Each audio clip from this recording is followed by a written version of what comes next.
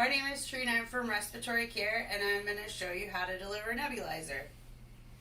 So, after we get our order and we grab our medication from the Pyxis machine, so you want to make sure that it matches your patient and the order, you are then going to get your supplies to deliver the neb. If your patient has had one before, it's already going to be in their room, so you'll find it on a countertop close to the patient, or if it's the first time, you'll need to get a kit, which is going to include the nebulizer itself, a mouthpiece, the O2 tubing, and a little L-shaped piece that we call an elbow. So each piece. This is the portion, the nebulizer itself is a cup, and the top twists off like that. And it goes back on. There's a peg that this top has to sit on top of, and it will turn and click shut. Okay? The mouthpiece has a couple little green flaps, and what that does is it allows your patient to exhale when this mouthpiece is in their mouth. And that goes right here. Alright, we're getting there. Then, the O2 tubing has two identical ends. Alright? So it does not matter which of them you choose to put on the bottom to generate the flow to your nebulizer. Okay, I kind of have to twist it on a little. The other piece, when you're ready, is going to attach to your flow meter. So let's give this a whirl. We are going to take our medication that's in the foil, and we're going to open it. Now, the barcode is what you need to scan, so don't rip through that. Turn it around like that, open it, remove the medication vial with gloves. You will then open up the top of the nebulizer. Set that down for a moment.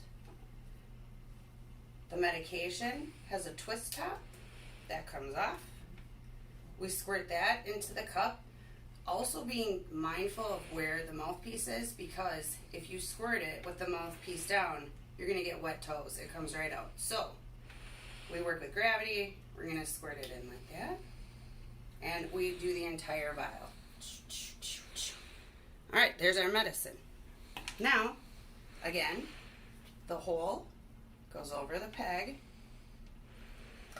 just like that. I'm going to turn until it clicks. Now you're going to notice that this green ball is down. When you open your nebulizer, it's going to be up. When we turn the toggle, it stays down. And what that does is allows for continuous flow until the medication is gone. So let's try it. With an aeroeclipse, you need to start your flow meter first. We're going to go up to 7 liters. And then we'll attach our tubing. You hear it hissing?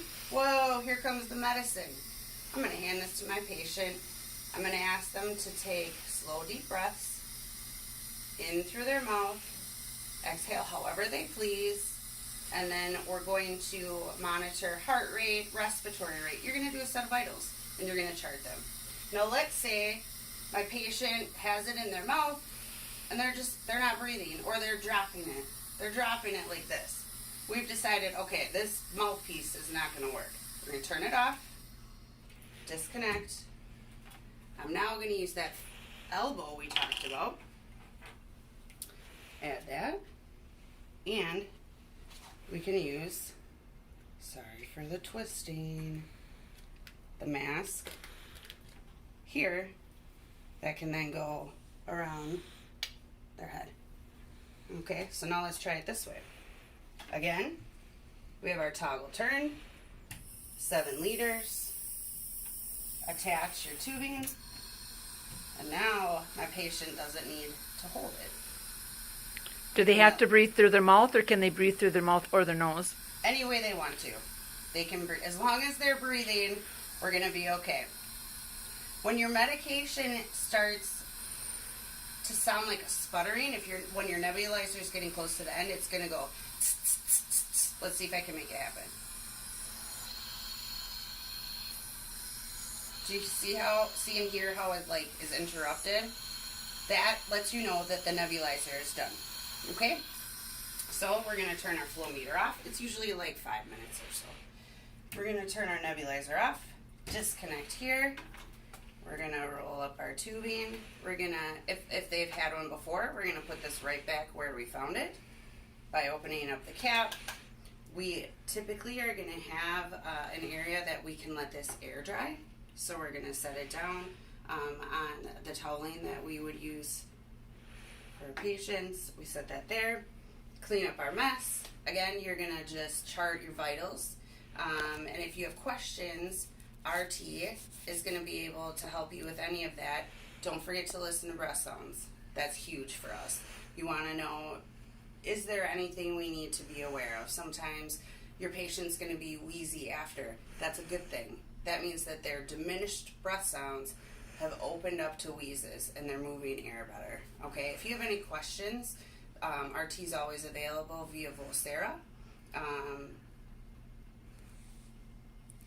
Happy nebulizing.